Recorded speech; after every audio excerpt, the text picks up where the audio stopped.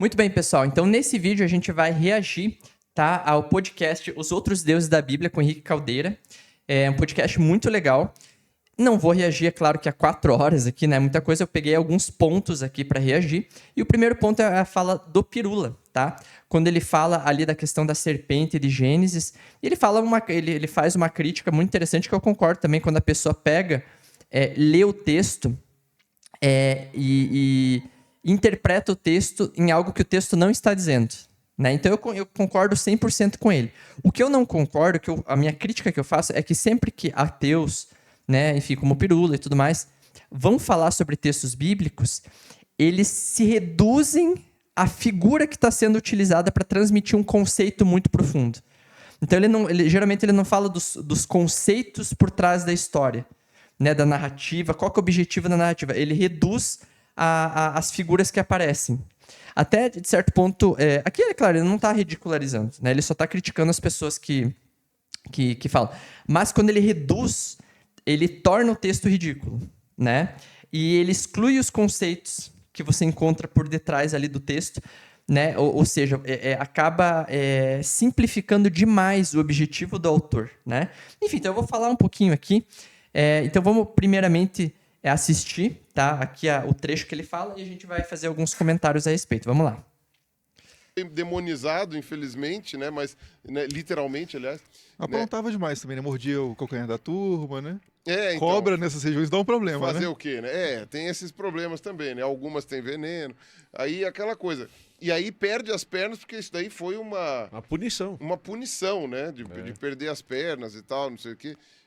E aí eu chego e falo assim, da onde você tirou que é o capeta? Sim. Não, mas é uma coisa óbvia. Não, não é óbvio.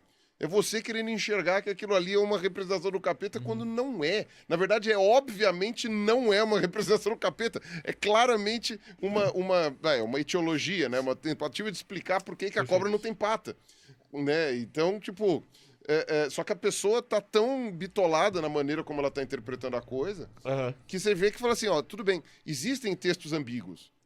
Legal, então vamos lá. Então, primeiramente, eu concordo com ele, né? Aqui nesse ponto que ele fala que a pessoa vai ler o texto não está dizendo uma coisa, mas ela interpreta o texto de acordo com a teologia que ela tem. Então, realmente, o texto do Gênesis não diz ali que a serpente é o capeta, né? Que é o diabo. Assim como a parte de façamos o homem à imagem e semelhança, tem muitos que falam, tá falando da trindade, Deus Pai, Filho e Espírito Santo, né? Sendo que o autor nem trabalha com esses conceitos, né? Isso daí foi desenvolvido no Novo Testamento. Então, a questão da serpente, por que ela é interpretada, né? Como a questão do diabo, isso é uma interpretação do Novo Testamento. Né? E o Novo Testamento, o que ele vai fazer? Ele vai reinterpretar o Antigo Testamento. Né? Então, ele vai apontar, ele vai dizer que as coisas que aconteceram lá estavam apontando para coisas maiores. Né? E que muitas vezes não eram nem compreendidas pelos autores originais. Né? Então, assim... quando Paulo fala, né, agora o mistério foi revelado, que tinha sido transmitido nas Escrituras, né, e tal. Então tem essa questão também dentro do Novo Testamento que ele vai abordar isso dessa forma, né? E aí você vai ver tanto em Apocalipse quanto Paulo falando também dessa expressão, né? Enfim, você vai encontrar no Novo Testamento essa questão do diabo sendo associada à serpente de Gênesis, né?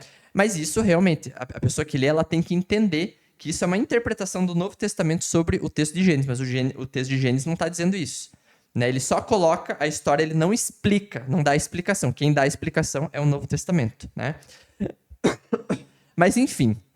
Então, assim, por que eu acho complicado, né, literalizar 100% também essa questão da serpente do Gênesis, como o Pirula, né, está apresentando aqui, principalmente por conta de um texto de Gênesis 3, verso 15, tá? E eu vou ler esse texto para você. Então, basicamente, o que o Pirula está dizendo, a serpente que está escrito no Gênesis, né, ele não está dizendo que é o diabo enganou, está dizendo que é uma serpente que realmente enganou, certo? Porém, quando a gente lê Gênesis 3, verso 15, a gente observa que a figura da serpente é expandida para algo muito maior que um animal. Tá?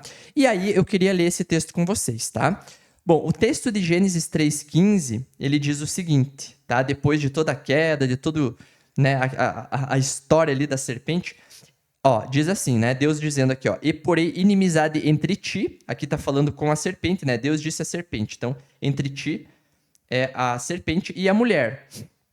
No caso aqui, Eva, né? Porque a serpente enganou a mulher. Então, antes a serpente era vista como amiga, né? Da mulher, agora ela é vista como inimiga, né? Porque foi visto que ela enganou a mulher, né? Entre a tua semente, tá? E a sua semente. Entre a tua semente, seria a semente da serpente, e a sua semente. Esta, a semente da mulher, te ferirá a cabeça, e a serpente ferirá o calcanhar. Então, vamos lá. Deixa eu pegar aqui, se a gente for pegar, por exemplo, deixa eu pegar aqui na tradução, na NVI, por exemplo, a gente vai ficar um pouco mais claro aqui a questão do texto, porque ele diz assim, ó, o descendente da mulher que pisa a serpente é descrito no singular. É um filho de Eva, da mulher, que pisaria a serpente, né? E a descendência da mulher a descendência da serpente está no plural, tá? E diz que a serpente vai ferir o calcanhar. Então, o que acontece? Esse texto aqui, você veja, se ele for interpretado literalmente, como o Pirula ele está colocando aqui, que deve ser interpretado, realmente uma serpente, a gente tem alguns problemas, tá? Por causa desse texto. Você veja só, o que está acontecendo na história? Você tem uma serpente, né? Que a grande questão da serpente ali é colocar dúvida sobre o caráter de Deus, né? E mostrar ao ser humano que ele pode ser independente de Deus. Ele não precisa de Deus para ser imortal, para ter vida, para... Enfim, né? Então, esse é o grande argumento. Quando o ser humano cai nesse argumento e peca ali, existe uma desconexão do ser humano com Deus. O ser humano se torna independente de Deus e ele perde aquilo que ele tinha, né? Então, o texto mostra que o ser humano é dependente de Deus. Essa é o grande ensinamento, né? E esse Deus do qual o ser humano é dependente, ele é diferente dos deuses, né? Que o mundo antigo, a maneira como os deuses antigos se relacionavam. Então é muito interessante que os ateus, eles pegam muito a questão da semelhança, tá? E eu quero sugerir que vocês assistam um canal muito bom, tá? Que é do André Hayek. Deixa eu colocar aqui para você, porque ele é um historiador, né? Ele tem vários livros, como Os Outros da Bíblia, onde ele faz, aqui ó, assistam esse cara aqui ó, muito bom. Diálogo da Bíblia com a fé dos povos antigos, a pluralidade do povo bíblico de Israel, né? Enfim, então ele trata dessas questões históricas em relação à comparação, né, da narrativa bíblica com outros povos. Mas não só mostrando a semelhança, porque, de fato, eles estavam naquele ambiente, mas também a diferença. Então, você pega Gênesis, por exemplo. Gênesis é um texto que tem muita semelhança com outros relatos, né? Ele pega da mesma narrativa, só que a narrativa é extremamente diferente. Ou seja, ele coloca de ponta cabeça a narrativa. Então, por exemplo, vou dar alguns exemplos aqui para vocês já vão entender Gênesis 3,15, tá? Estou dando o contexto geral. Então, por exemplo, nos relatos de criação do mundo antigo, você tem principalmente o Sol como sendo a origem das coisas, né? Então, o Sol ele aparece como destaque. Aí você vê Gênesis, por exemplo, onde Deus cria as coisas, e aí você vê primeiro dia, segundo, terceiro, o Sol vai aparecer só no quarto dia. Ué, mas a luz apareceu no primeiro. Que conceito que ele está trazendo aqui? Que nós temos luz por causa de Deus, não por causa do Sol. Você vê que isso aqui não é um argumento, não é uma questão científica, né? Não é esse argumento. O autor está querendo passar a Deus como foco e não o Sol. O Sol é uma criatura. E ele coloca no quarto dia, ele deixa em segundo plano. Isso daqui para nós, que não vivemos naquela época, é um textinho normal e tal aqui. Não é um texto normal. Quando ele reescreve a criação, colocando o Sol em segundo plano, ele está querendo tirar justamente a adoração ao sol como Deus, né? E aí você vê, por exemplo, no quarto dia, ele nem chama de nome próprio sol, né? Ele fala os luminares que servem para quê? Para servir o ser humano. Por quê? Porque eles marcam as estações, o dia e a noite, e essas coisas são importantes para o ser humano, entendeu? Então, assim, ou seja, toda a criação, o ser humano domina sobre a criação. Né? Então, ele é um conceito totalmente diferente dos relatos de criação que existiam. Né? Ou seja, ele coloca os deuses ali, né? Principalmente o Deus Sol, em segundo plano, tira a função dele como Deus principal, coloca ele a uma função secundária, justamente uma função de servir o ser humano.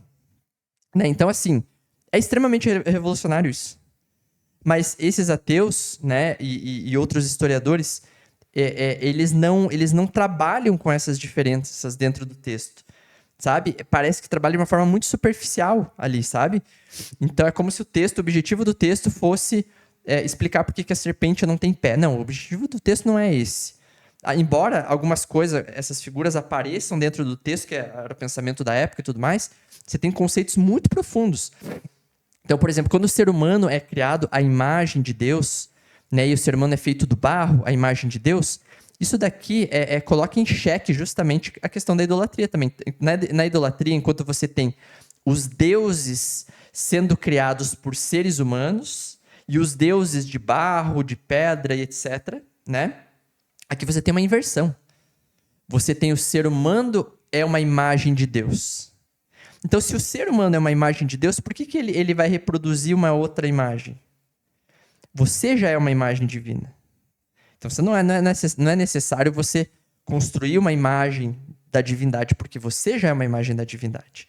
É um conceito que ele bate de frente com a ideia dos deuses antigos e tudo mais. Quando você tem a ideia, e aqui o Henrique fala, é muito interessante, o André Heinck também vai falar, que os povos antigos, né, os hebreus e juntamente com os povos antigos, tinha o nome que eles davam para Deus e tudo mais. E aí você vê, por exemplo, né, dentro dos povos da Bíblia aqui, né, dos hebreus e tudo mais, você vê eles pegando nomes de deuses antigos e atribuindo, né, ao Deus do Antigo Testamento ali e tudo mais. E aí pronto, olha, é uma cópia, é um plágio, é o mesmo Deus. Então, mas na verdade Paulo faz isso no Novo Testamento, né? Ele até fala quando ele chega ali com os gregos e tem um Deus desconhecido, ele fala, é esse Deus aqui, né, que eu vou... É sobre esse Deus que eu vou falar, né? Então, não dá para dizer que o texto bíblico ele é alheio à cultura e ele não se apropria dessa cultura para transmitir um conceito, uma mensagem. Então, isso daí, qualquer historiador cristão assim, não vai negar, né? O que não dá para dizer é que os conceitos são os mesmos, né? Entendeu? Não. Isso Então, por que, por exemplo, estudiosos, né? Vamos pegar C.S. Lewis, enfim, outros, né? É claro, C.S. Lewis, aqui eu estou considerando, é claro, nem essa... Não é exatamente o tipo de estudioso, né, que eu quero comentar, mas assim, por que pessoas inteligentes, isso que eu quero dizer, né? Como C.S. Lewis e outras pessoas, eles se tornaram cristãos, mesmo conhecendo as culturas dos povos antigos e sabendo desse relacionamento da Bíblia com os povos antigos, justamente porque eles viam as diferenças, eles entendiam o conceito. Eles não trabalhavam só com a superficialidade. E eles entenderam que o conceito é muito diferente. Então, o que faz um C.S. Lewis que conhecia todas as outras culturas, né, que não aceitava o cristianismo, passar a aceitar? Ou seja, ele não foi uma pessoa que um pastorzinho foi lá e convenceu. Né? O cara estudou os povos antigos, ele conhecia os povos antigos. A mentalidade e o conceito. E ele viu que, embora o texto dialogasse e usasse essas referências, né, os conceitos eram diferentes. Né? Então, é aí que ele vê a mensagem divina dentro desses textos. Bom, enfim, a gente pode continuar em outro momento, né? Enfim, então, esse é o panorama de Gênesis. Né? Você tem muitas questões. Você tem a questão da mulher, né, que muitos desses caras também colocam a Bíblia como rebaixando a mulher. Né? Eles querem fazer tipo como é que a gente fala? Um anacronismo, né? Que o pensamento da época fosse o mesmo que o nosso, mas é muito interessante porque você vê em Gênesis justamente algo que bate de frente com as culturas da época. Quando coloca o homem e a mulher como sendo iguais. Isso esses ateus não falam também, né? Então, quando fala ali da carne, né, de Adão surge a mulher e tal. E o que ele fala? É osso dos meus ossos, carne da minha carne. Né? Então, você vê o texto, qual que é o conceito do texto?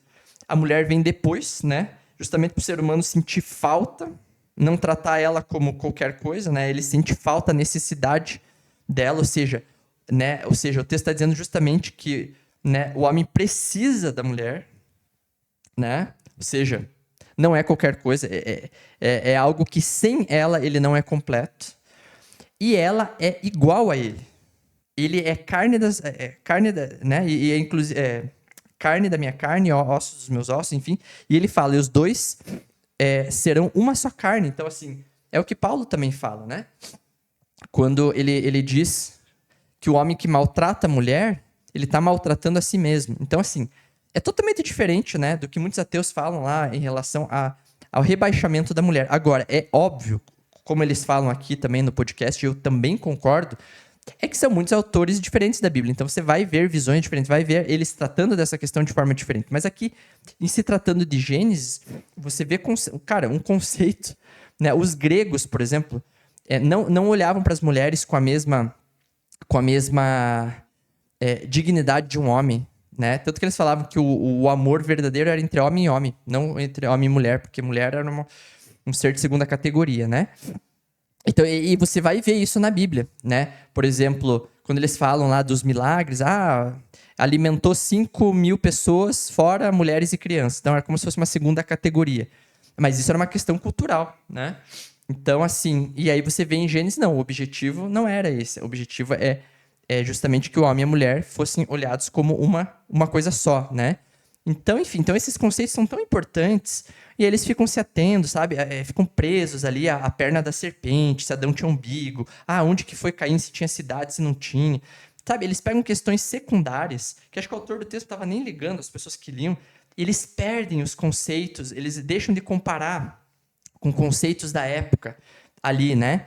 Enfim, então, é basicamente isso. E uma outra questão, antes de entrar para Gênesis 3,15, eu estou preparando vocês para Gênesis 3,15, é que diferente dos deuses antigos, onde você tem a questão do sacrifício, e isso é espelhado na Bíblia, então o que muitos ateus vão dizer? Olha só, a Bíblia, o sacrifício, ele é meramente um reflexo, né, desses povos antigos que faziam sacrifício para apaziguar a ira de Deus, dos deuses, né? Então isso está sendo, vamos dizer assim, refletido na Bíblia, né?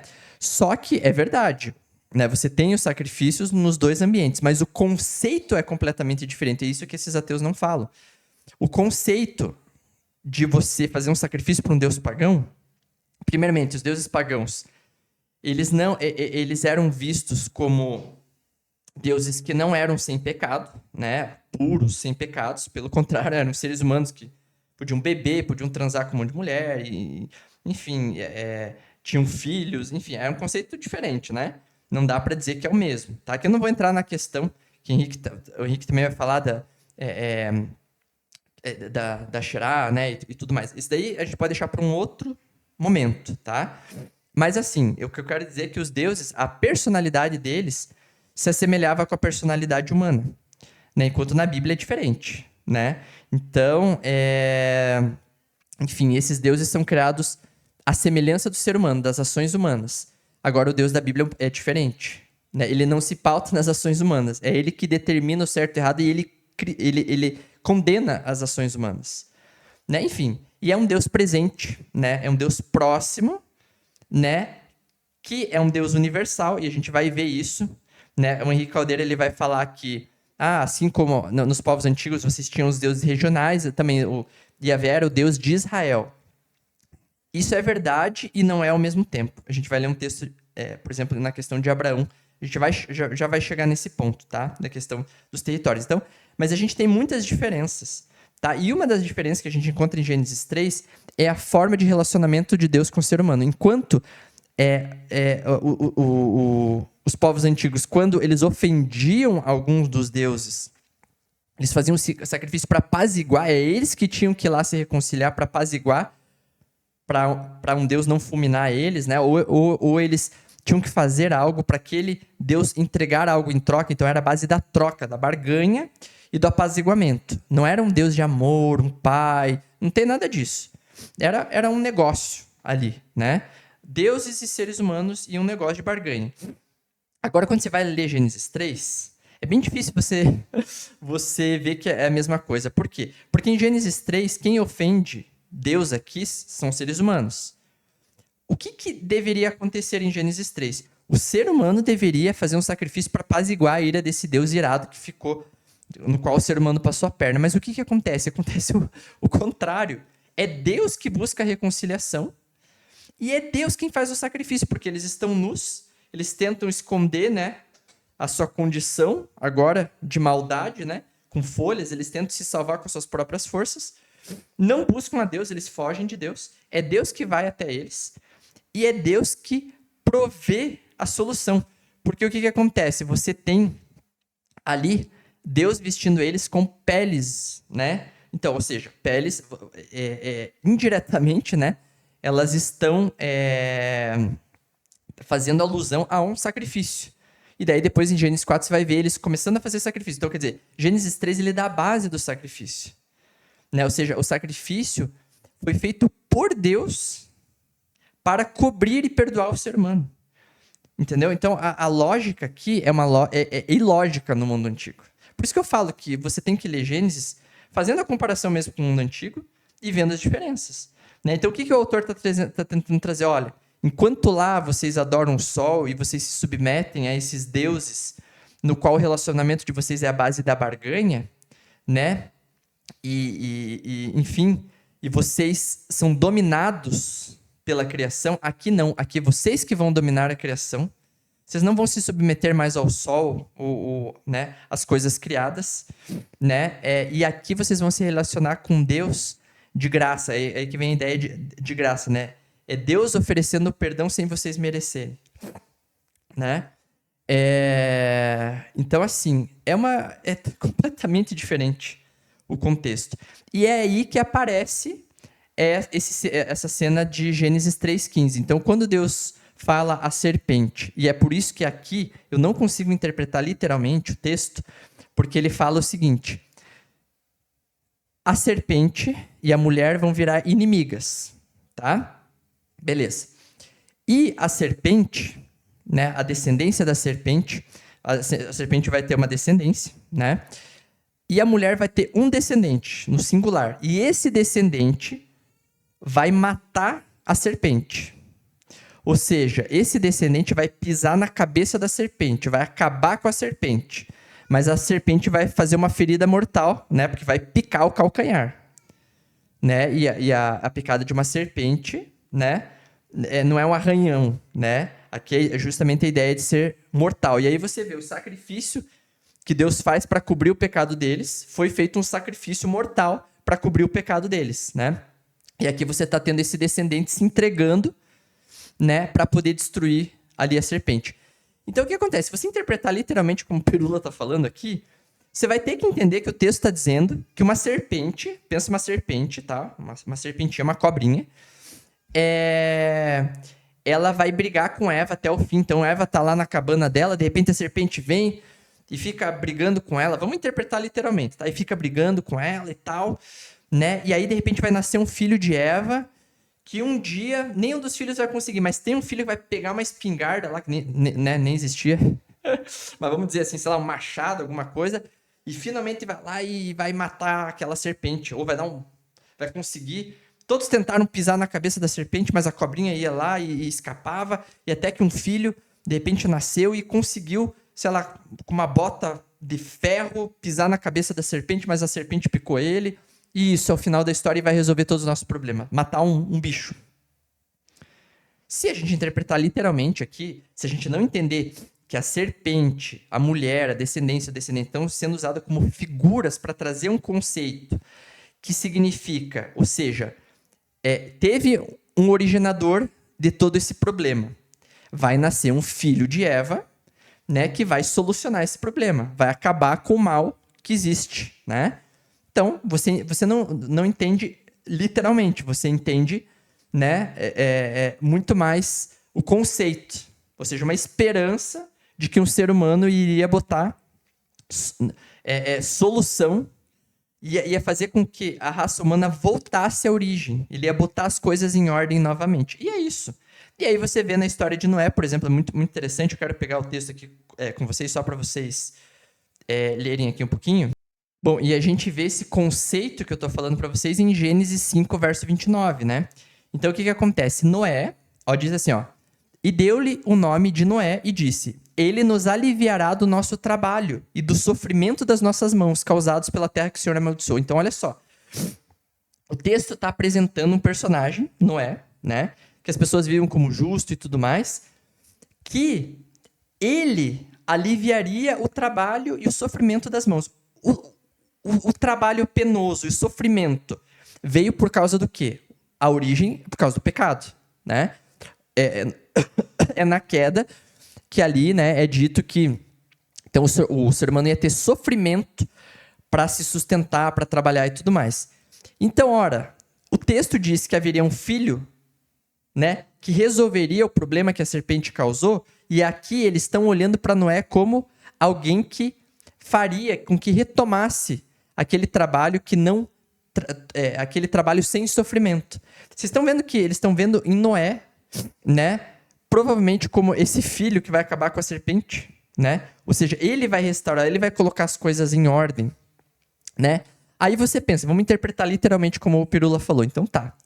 Então será que eles estão pensando assim, Noé finalmente vai acabar com o mal que a serpente causou. Então ele vai encontrar essa cobrinha que deve estar escondida numa toca e vai lá e vai dar uma pesada nela e vai acabar e pronto. Matou a serpente, agora tudo vai se resolver. Você vê como é complicado você interpretar dessa forma? É por isso que eu digo que, da mesma forma que eu concordo com o Pirula, que você não pode ficar colocando dentro do texto o que o texto não está dizendo, né? Em nenhum momento em Gênesis fala que realmente a serpente é o diabo. Essa interpretação do Novo Testamento, eu acredito nisso por causa do Novo Testamento, mas não por causa que Gênesis está dizendo isso. Mas, ao mesmo tempo, você não pode simplificar isso. Entendeu?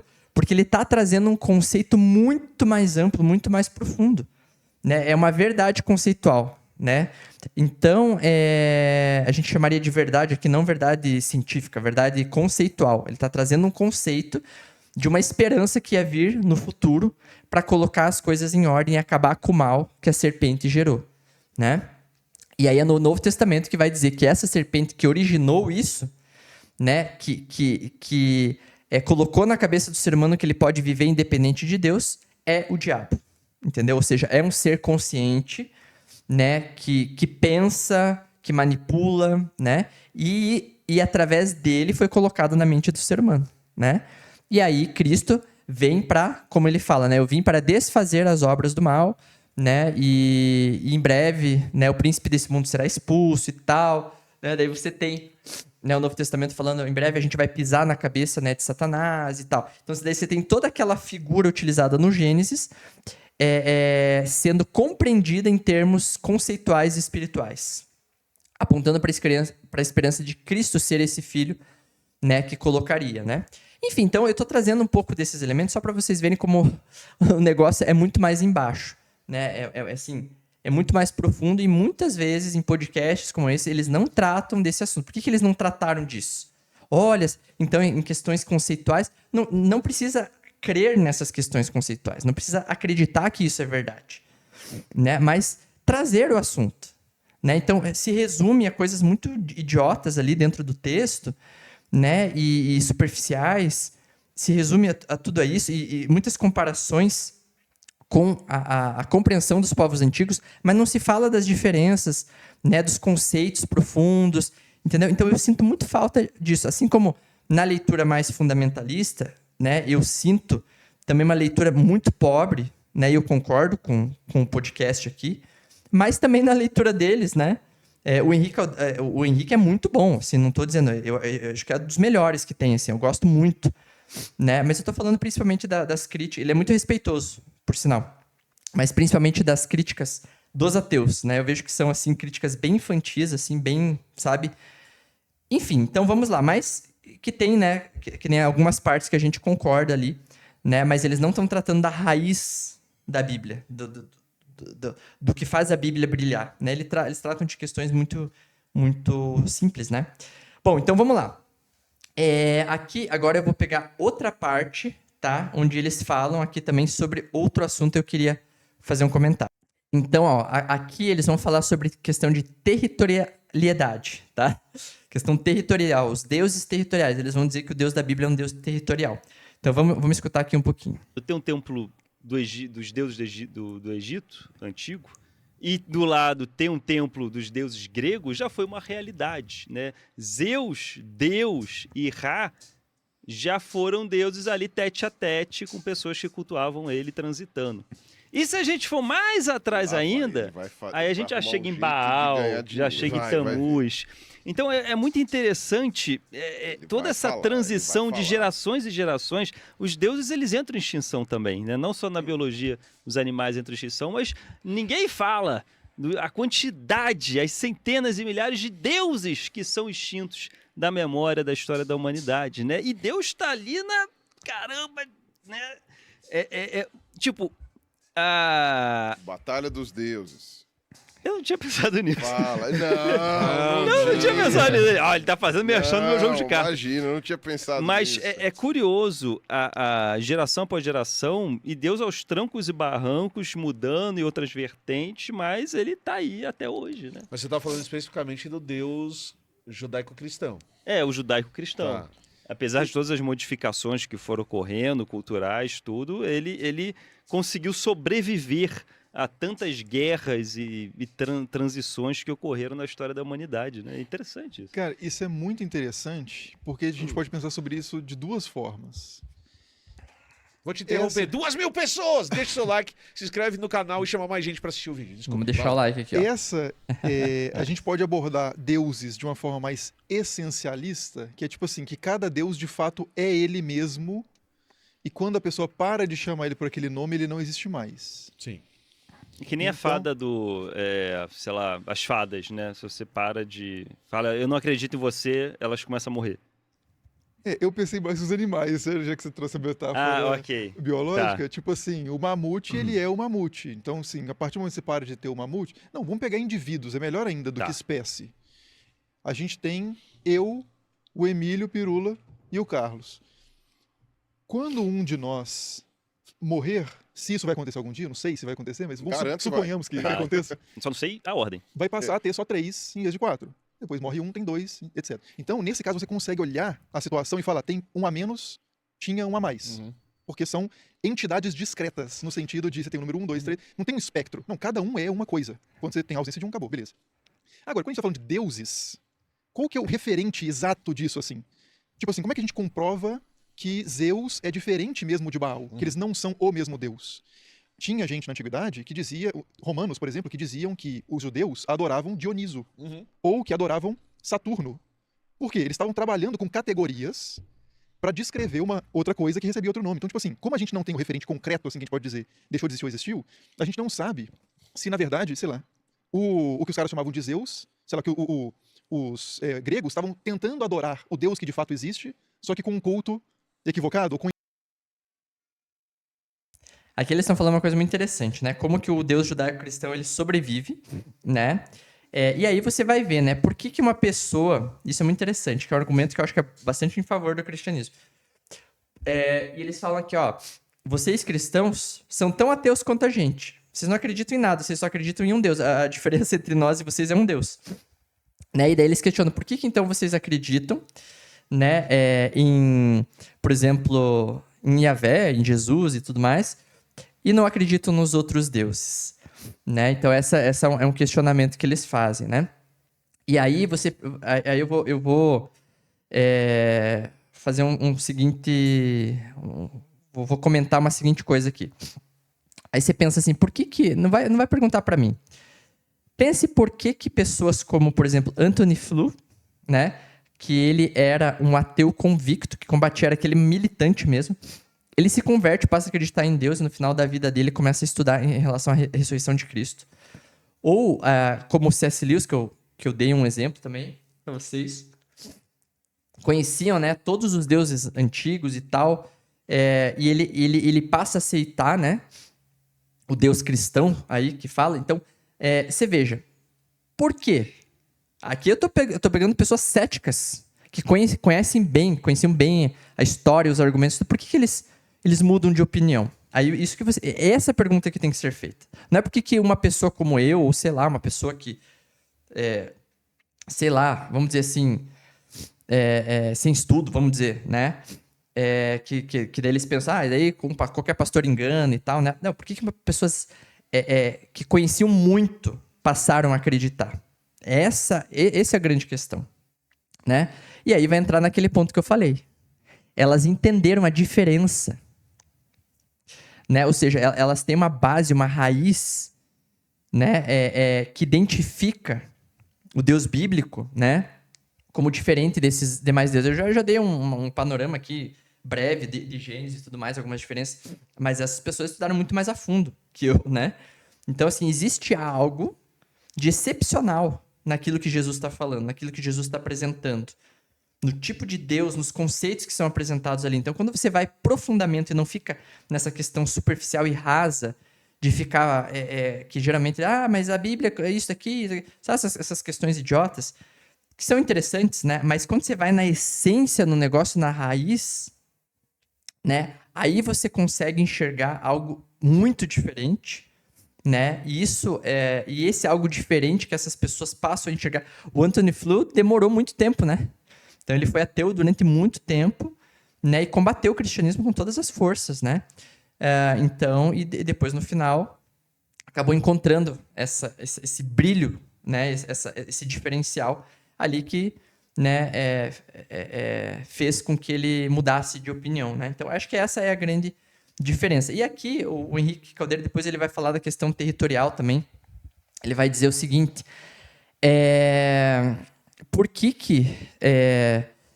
enfim, ele vai explicar dos deuses territoriais, ele vai falar, o Deus de Israel também é um Deus territorial, porque, né, é o Deus de Israel. Então, eu concordo em certa parte e discordo em outra. Por quê? Porque esse Deus de Israel, né, ele é de Israel não porque ele é territorial. Ele é de Israel porque ele utiliza Israel para salvar o resto do mundo. Entendeu? Então, é um conceito diferente. É isso que aqui você não vê nesses podcasts explicando por que é diferente. Eles só falam das semelhanças. Então, quando você olha, eu vou trazer um texto bem básico que, sei lá, em escola sabatina, escolinha dominical, as crianças aprendem, uma criança sabe isso, né?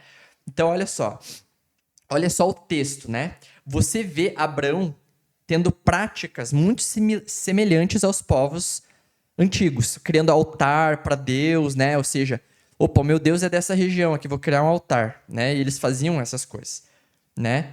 Só que você observa que a atitude de Deus não é ficar de forma territorial, né? Então você vê o seguinte, né? Aqui Deus falando para Abraão sair da terra e tal, que ele ia mostrar a terra, né? E tudo mais, farei de você um grande povo, tornarei famoso o seu nome e você será uma bênção. Então aqui você fala, olha, Deus territorial, né? Vai dar a terra de Canaã, né, pro povo dele, etc. Mas olha só o que diz aqui, ó. Por meio de você, todos os povos da terra serão abençoados. E a gente vai observar, o Novo Testamento é muito claro sobre isso, a questão de Deus como Deus universal mesmo, né? Mas o Antigo Testamento também trabalha nessa questão do pecado ser universal, né, da salvação ser para todos universal. Mas eu sei que eles vão pegar aqui mais a questão do Antigo Testamento, né, que ela não vai ser tão desenvolvido quanto o Novo Testamento nessas explicações.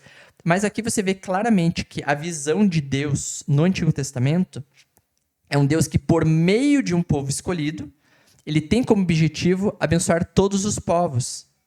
Então, vem da atitude divina querer abençoar. Não é uma troca, não é algo que o ser humano faz para receber. Mas ele quer abençoar, né, a todos. Então, você vê, é um conceito completamente diferente. Então, ele é um Deus universal, sim. Porque ele pretende atingir, ele não fica restrito a uma região. Mesmo que Abrão, aqui no caso, né, antes de ser Abraão, ele olhasse para Deus como um Deus regional. Porque era a cabeça de todo mundo. Então você vê aqui mais uma vez a diferença, ou seja, você vê algo que está transformando a mentalidade desses povos primitivos, a maneira como eles viam Deus e se relacionavam com Deus. Ah, Deus é regional, aqui não, opa, opa. Por meio de mim ele quer abençoar a todos, não é um contra o outro. Você veja? Então, assim, enfim, né, são conceitos aqui que são trabalhados, e aí entra alguns questionamentos também que o Pirula coloca aqui, e eu acho questionamentos assim extremamente rasos e infantis, mas eu acho que a gente deve levar em consideração. Por exemplo, um dos argumentos que ele dá. Ah, Deus falou para não matar, mas depois ele pega o povo de Israel lá para vencer as guerras, né? Então, como assim, né? Então, assim, o que acontece? Tem várias questões em relação a isso. Você tem uma questão em relação...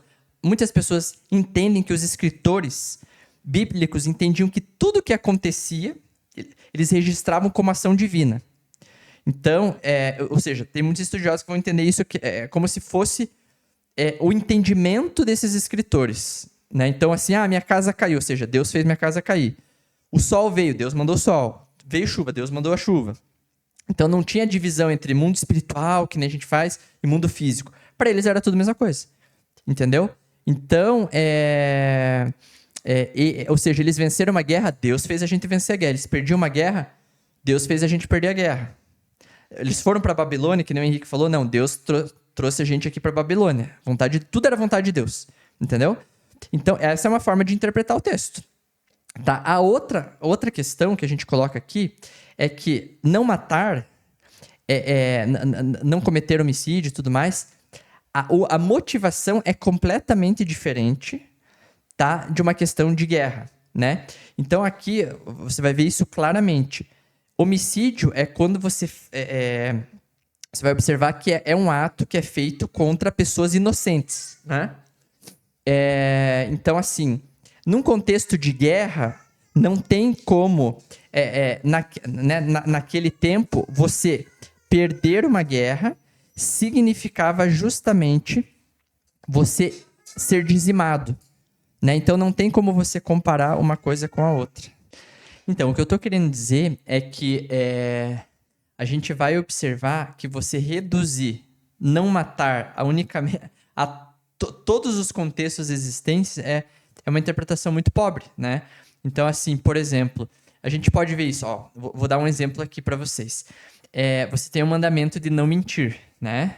Para não mentir, certo? Porém, Deus abençoa aquelas mulheres que mentiram para salvar os bebezinhos, né? Então, você vê como não dá para ser engessado nesse sentido, né? Então, esse é um ponto. Segundo, por que o ser humano não deve matar? Porque ele é uma forma... dar a vida e tirar, né, é uma prerrogativa divina. Deus é o único que pode tirar, porque é Ele que deu. Né? Então, você tirar a vida de alguém, você está se colocando no lugar de Deus. Né? Então, é por isso. Porém, o que acontece? Existem muitos casos de tipos diferentes de morte. Né? Então, você concorda comigo? Por exemplo, uma coisa é o que Davi fez. Né? Ele planejou ali colocar o marido de Betseba, né, justamente na frente porque ele queria que o cara morresse para ficar com a mulher. Esse é justamente que eu entendo que é o mandamento de não matar. Coisa intencional, né? Planejada com intenções más, tá? Outra coisa, por exemplo, é o caso quando você vai em Gênesis 9, né?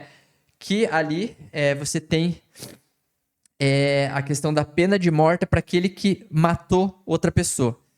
Né? Então, você tem o caso de olho por olho, dente por dente. É uma questão de justiça ali, né? E aí, em Gênesis 9, é bem interessante. Deixa eu até abrir aqui com vocês, para vocês verem. Diz o seguinte, olha só. Aquele que derramar sangue, tanto do homem quanto do animal, pedirei contas, né? Quem derramar sangue do homem, pelo homem seu sangue será derramado, porque a imagem de Deus foi o homem criado, né? Então, não deveria ocorrer o assassinato, porque o homem é a imagem de Deus. Né? E ao ser humano matar o outro, o sangue dele também deveria ser derramado. Então, justamente por causa da preservação da vida. Né? Até eu vi um ex-pastor adventista colocando, né? Porque tem gente que defende, por exemplo, não defende o aborto, mas defende a pena de morte, né? Então e aí que preservação de vida é essa? Que você preserva de uma e não preserva de outro. É claro que esse é um argumento, assim, que acaba colocando as questões como se fossem iguais, né? Mas é totalmente diferente, né? A vida de um inocente da vida de um culpado. Então, a Bíblia coloca a pena de morte justamente para um culpado de assassinato, né? Então, assim, você vê que são questões completamente diferentes, né? Ou, por exemplo, no caso de guerra, que nem eu falei para vocês. A questão de guerra, era um ambiente que eles viviam em guerras. Você não vencer uma batalha significava você ser dizimado, né? Então, assim, nesse caso, né, não é totalmente diferente do caso de Davi. Ou, por exemplo, você vai pegar em questão de Sodoma e Gomorra, até eu já vi uma vez o Pirula falando, Deus fala para não matar e Deus mata. Primeiro que essa é uma lei para os homens, não é para Deus, né? Então, os homens não podem agir como Deus é autorizado a agir. E o não matar, você observa que é sempre com a intenção, com motivos maus, né? Não uma autodefesa, por exemplo. O cara invadiu, você não pode matar ele, então deixa ele matar toda a tua família. Não tem nada a ver com isso, né? Então, você veja, quando se resume, você vê, você perde toda a complexidade do negócio, né? Enfim, então, no caso de Sodoma e Gomorra, você tem ali um caso de justiça divina.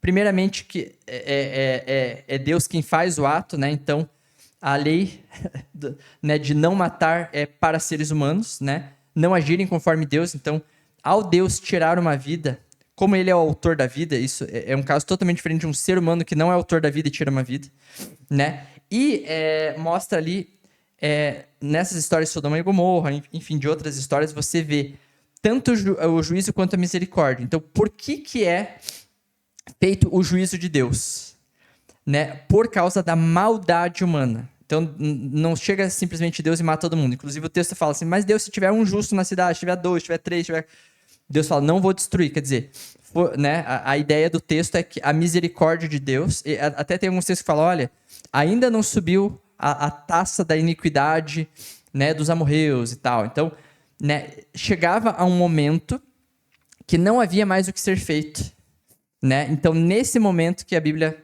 mostra a intervenção divina como juízo, né? Então, assim, essa questão do não matarás, que o Pirula falou, assim, ele não pode tratar isso como todos os casos como se fossem a mesma coisa. Tem casos que é questão de justiça, tem caso que é questão de pena de morte para alguém cometer um crime, né? Então, o errado seria uma pessoa ir lá, executar a outra, sem passar pela questão, né, do órgão que faria isso, né?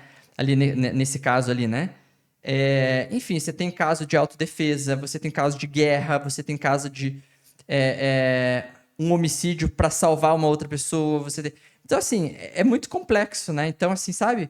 Esses tipos de argumentos ateus eu acho que são muito ruins e colocam muito em descrédito o que eles falam, né? Eu acho que existem questionamentos dos ateus assim que são excelentes, que devem ser colocados, né? E são muito bons. Eu acho que precisa, né? Realmente. Mas aqui você veja, ó, numa live, aqui eu tô falando de uma forma muito simples, assim, não tô colocando, né, exaustivamente os textos e tal. Tô falando de uma forma bem descontraída, só um bate-papo, né? E a gente já vê o quanto, né, falta profundidade, às vezes, nesse tipo de questionamento. Eles até falam ali no, acho que na hora 2, minuto 26, se Deus é bom, por que deixa o diabo agir, né? Então, assim, como se fosse assim, uma pergunta que nunca tivesse sido pensada antes. Olha só, será que... Cara, isso daí é uma coisa que tem tanta produção para tentar explicar uma coisa dessa, né? Então, assim, não dá para tratar de uma forma simples e comum. Como se tivesse uma resposta, vou te dar uma frase aqui que vou te dar uma resposta, né? É como se Deus realmente existe, como se a gente pudesse explicar ele. Até tem algumas pessoas que falam, né? Se Deus pode ser explicado, né? Eu entendo tudo que acontece no mundo, vou explicar aqui bonitinho, né? Deus não seria Deus, né? Porque você estaria no controle das ações divinas, né? Então, você achar que vai entender tudo, também, se você levar em consideração a possibilidade de Deus existir, né, também você tem que levar a possibilidade de não ter respostas para tudo, né? Inclusive, eu gosto da teologia adventista, quando fala ali dos 1000 anos, né? Nós vamos passar 1000 anos estudando, entendendo, né, o agir de Deus. Imagine, nessa terra, né? A gente não tem nem mal tem 100 anos, com uma cabeça bem limitada que a gente tem, vai querer entender tudo e ter todas as respostas. E aí, por não ter todas as respostas, a gente nega, né? Então, nessa questão da maldade, é muito interessante. Até estava fazendo estudo bíblico, estou fazendo estudo bíblico com uma família, em que justamente o questionamento da pessoa foi justamente essa. Por que existe o mal, né? E esse é o questionamento clássico da filosofia, enfim, da teologia e tudo mais.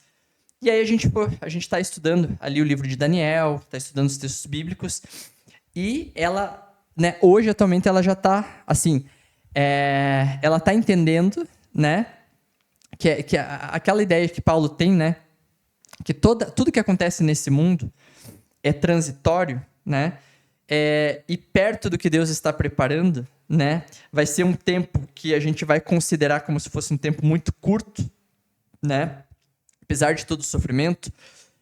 Outra questão que a Bíblia coloca, que Deus ele é um Deus próximo, então ele sofre conosco. Isso é uma coisa que os ateus também não trabalham nesse conceito, que o Deus bíblico é um Deus que sofre junto. Então, quem mais está sofrendo é Deus, no conceito bíblico. Por quê? Quando Jesus fala, né? Olha, se vocês que não deram de beber para mim quando eu estive aqui, vocês que não me vestiram, daí que não foram me visitar, enfim. Daí perguntaram, né, para Jesus, mas como assim?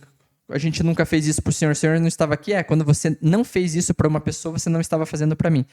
Então Jesus, né, ele apresenta um Deus que é conosco. É um Deus que se identifica com a humanidade. Ele sofre junto com a humanidade. Ele sabe o que é padecer, sabe o que é o sofrimento. E não é alguém que está alheio a isso, como os deuses pagãos, né? Mas ele sofre junto. Então, se uma pessoa é violentada, se uma pessoa é abusada, se uma pessoa está passando fome, o Deus bíblico está passando fome junto, ele está sofrendo junto, né? Então, é um conceito que por mais... mas por que então ainda não foi resolvido? Aí tem toda a questão do estudo, né, teológico aí, do plano da redenção, a questão das festas judaicas ali, trabalhando cada festa com o plano da redenção, é bem interessante, né? Mas, enfim, isso aqui não é assunto para esse episódio aqui agora, né? Mas uma coisa que é importante é entender que a Bíblia, ela mostra um Deus coerente no sentido de que, por mais que eu não entenda a questão do tempo, e os autores bíblicos trabalham com o tempo, né? Inclusive, Pedro fala, muitos questionam por que né, Deus ainda não resolveu tudo, né? E ele fala, para Deus um dia é como 1000 anos como um dia. Então, ou seja, né, a gente não está sofrendo há milhares de anos. Eu estou sofrendo há 35 anos. Eu tenho 35, né? Então, Deus pensa de forma diferente, né? O pensar de Deus está acima do nosso, né? O texto bíblico fala isso.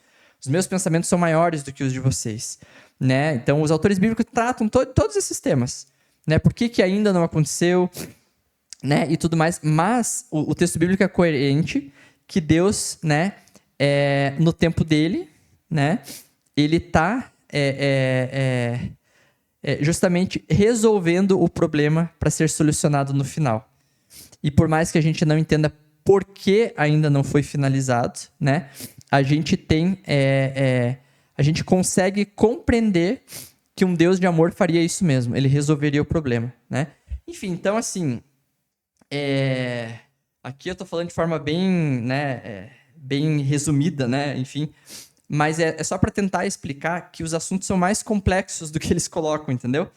Então, por que Deus permite o mal? Por que Deus matou e não pode matar? Por que a serpente perdeu a perna? Então, são perguntas muito, assim... Não estou falando que não são importantes, né? Mas, assim, eles não levam em consideração, né? Parece que toda a explicação teológica, né? Toda a profundidade dos textos bíblicos, entendeu? Enfim, então, o que eu oriento é a gente buscar um equilíbrio em todas as coisas. A gente não precisa ter uma leitura fundamentalista, conforme eles falam, e eu concordo com eles, né? Mas a gente também não precisa assim, se cegar a outro ponto também, né, de reduzir todos os assuntos a coisas idiotas, né? Eu acho que a gente pode ser profundo, eu gosto muito do Henrique no podcast, eu acho que ele é profundo, né? De uma forma bastante respeitosa, ele entende a profundidade do significado das coisas, então eu gosto muito do tipo de abordagem do Henrique, né? Eu acho bem bacana mesmo. Enfim, então eu acho que é isso, tá? Eu vou deixar também aqui um card de outro react que a gente fez ao Iago Martins, tá? Então, vocês podem seguir o canal. Também deixem nos comentários aí, em relação ao que a gente falou, se vocês concordam com o que eu falei, se vocês discordam, se vocês concordam com o Pirula, discordam, o que vocês acharam do podcast, né? A gente vai estar produzindo mais vídeos. E também, vocês podem se inscrever no canal, a gente vai estar fazendo uma série de vídeos aí para vocês, beleza? Então é isso, pessoal. Até a próxima.